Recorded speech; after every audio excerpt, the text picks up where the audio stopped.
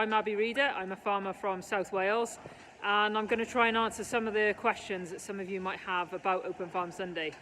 So perhaps the first one is, why should we hold it? Why should we support it?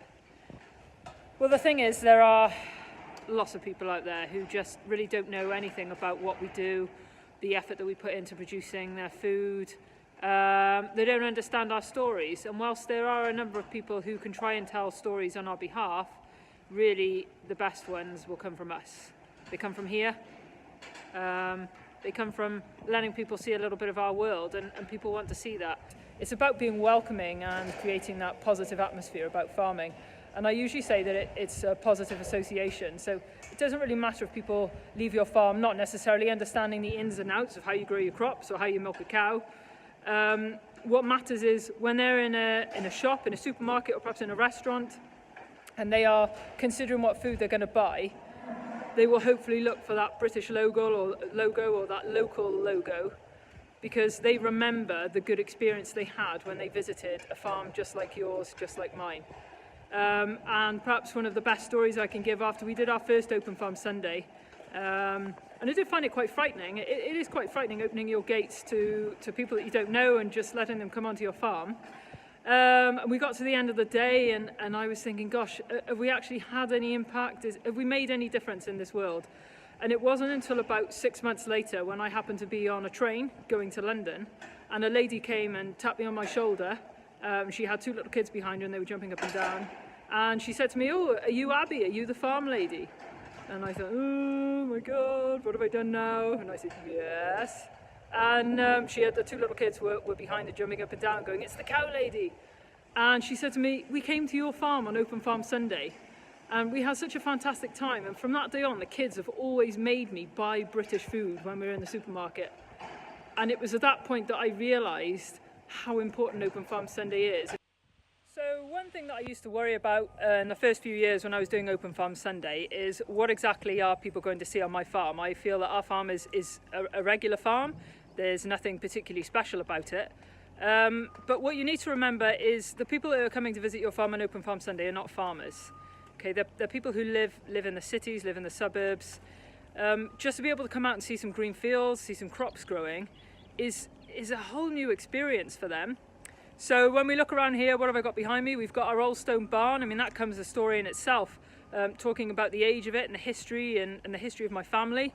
Then just over my shoulder here, you can see our calving yard, so I can talk a little bit about that. And then just behind me then a little bit more, we've got some of our baby calves. So just in this yard alone, there's something to talk about for at least sort of 15 to 20 minutes. And if people start fielding questions, there's all sorts of other things. Something else I would recommend as well is to have some props, because props are great. You can pick them up and then you instantly start talking about it.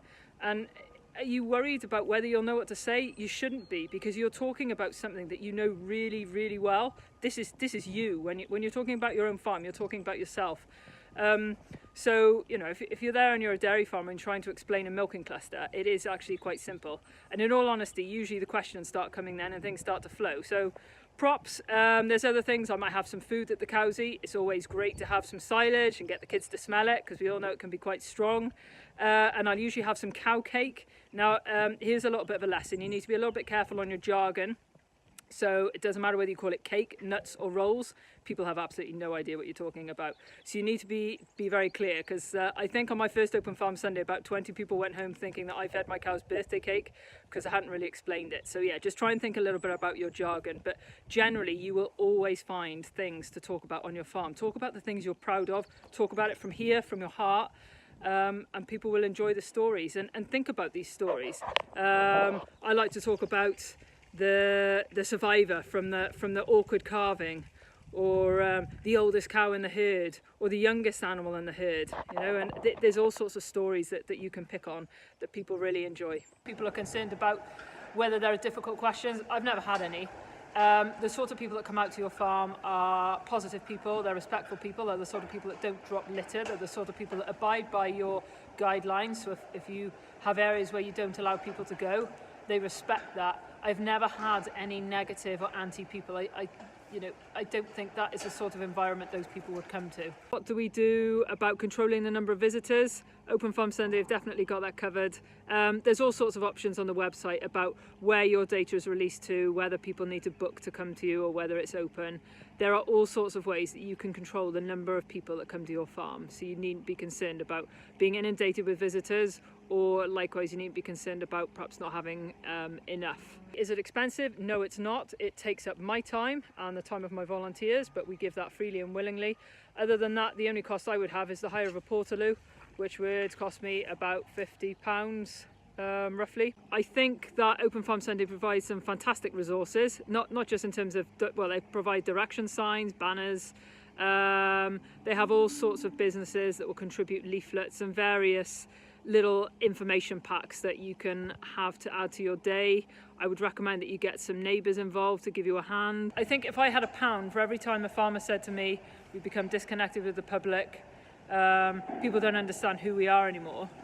So if we're saying these things, why aren't we doing something about it? We have a responsibility to support our industry and to promote what we do. We need to stop the misunderstandings, we need to stop the myths, and in many cases we need to stop the untruths. My main message to everyone is please put a little bit of thought into whether Open Farm Sunday could work on your farm. Try and get your neighbours involved, get people to help you. Maybe you've got some local young farmers or maybe some local businesses that would come along. I remember in our second year we put an advert out on Facebook for local craft stall holders to just come and enrich the day.